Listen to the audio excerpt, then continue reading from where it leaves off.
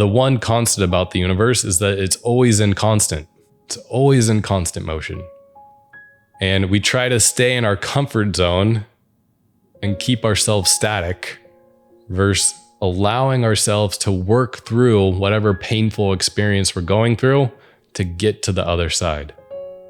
So I can say now that you have the ability to get through whatever experience you're going through. And I know sometimes it feels like you can't, but the pain is only meant to be briefly experienced.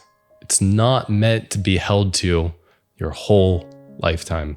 This is your invitation to become the alchemist of your life.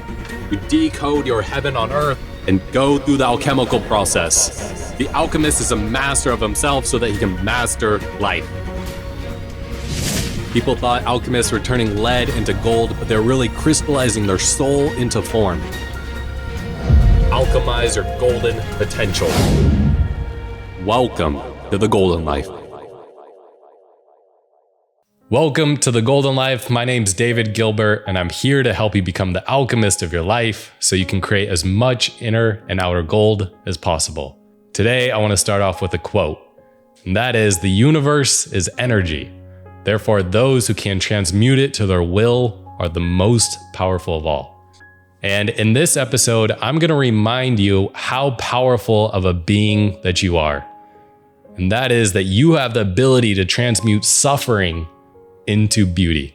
But I want to acknowledge, first of all, if you have been following along since the first episode, I know we've been talking a lot about transformation, but more specifically, the black phase of transformation.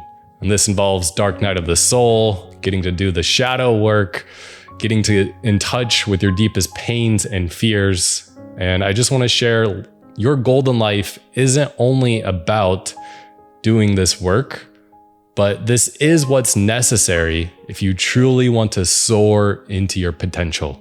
So I really hope to instill courage into your journey so that you're willing to work through the pain. And in this episode, I want to share a little bit about my own journey. And this story starts off at one of the DMEs, Divine Masculine Embodied retreats, that I've been hosting with two dear brothers, Chris and Joseph. And we were out in Joshua Tree. And we were having this beautiful weekend of just coming together and sharing space as men and just holding a safe space to just be our authentic selves and let whatever comes up come up and be okay with who we are in our totality, right? Not trying to wear any masks. And we went through these exercises. And at one point, my dear friend, the famous wrestling coach, John Knapp, looked me in the eyes and he asked me, "Why are you holding on to the pain?" And I looked at him. I wasn't able to answer him at the time. And we continued to go through the weekend. And we later go through one of the pivotal moments of this men's weekend, which is the big love ceremony, which simply put is a practice where you basically fill your whole being up with love and then funnel it or shoot it out to people or circumstances around the world. And after that experience, I was just so washed over by love. I went to go take a moment for myself. And I went downstairs and they had this big beanbag chair and I decided to go lay on it. But something got stirred up inside of me and I wasn't really sure what it was. But all I wanted to do, if you listen to one of the previous episodes when I talked about being in the dark night of the soul and being in a dark place mentally, I wanted to revert back to that moment where I would just go down and basically in the fetal position, I would just disassociate from the pain and just kind of going into this painful posture, place of being. I don't really know how to describe it fully. But there was a voice in my head that said, "Don't do that. Don't do that. Continue to just lay on your back and open up." And after I fought it for a little while, I made it through. And right after that, I had this visual of within the mud, the lotus sprouted, the lotus bloomed. And right after that, I got it. I understood why I held on to so much pain.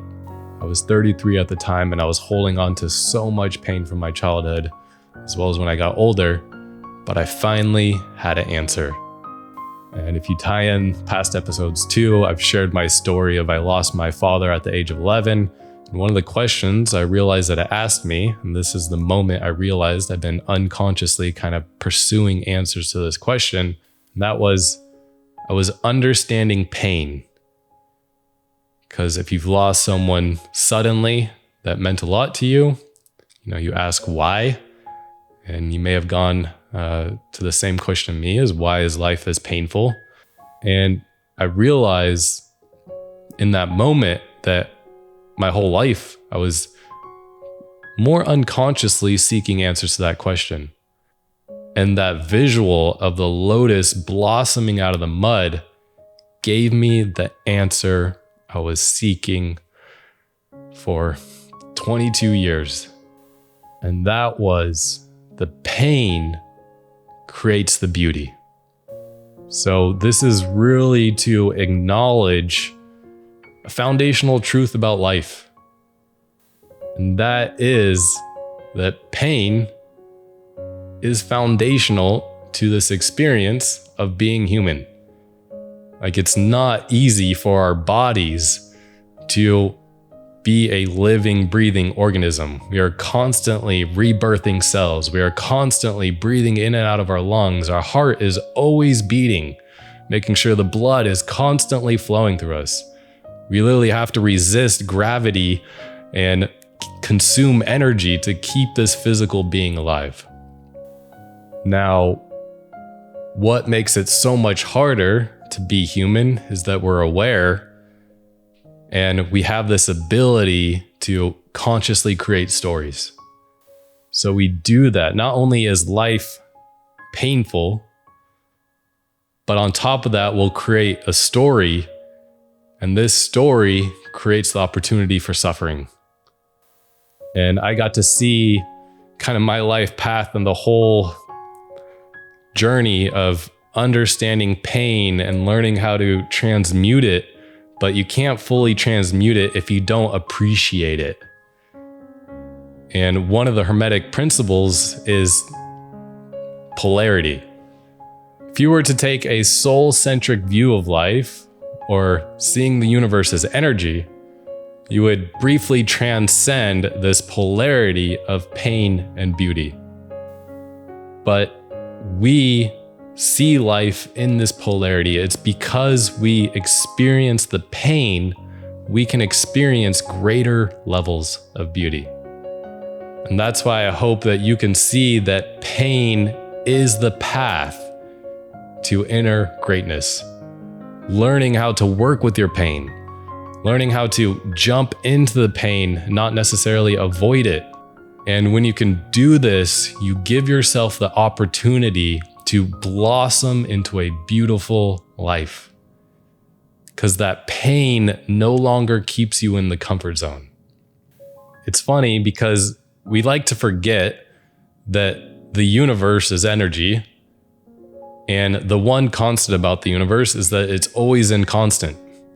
It's always in constant motion. And we try to stay in our comfort zone and keep ourselves static versus allowing ourselves to work through whatever painful experience we're going through to get to the other side. So I can say now that you have the ability to get through whatever experience you're going through. And I know sometimes it feels like you can't, but the pain is only meant to be briefly experienced. It's not meant to be held to your whole lifetime. And if you're somebody who's committed to fulfilling your potential, committed to living the most beautiful life that you can, committed to creating a life of extraordinary fulfillment, well, then it's time to understand how to work with pain and push through the pain to see the beauty on the other side. And now, because of experience like losing my father, I can appreciate life if I choose to work through it. And this is where soul gold comes in. I can grab the soul gold to appreciate life. And there's moments I could tap into just the moment of sharing a beautiful experience with a friend and breaking bread, and the soul gold that is, because I experienced the polarity of pain on the opposite side of the scale.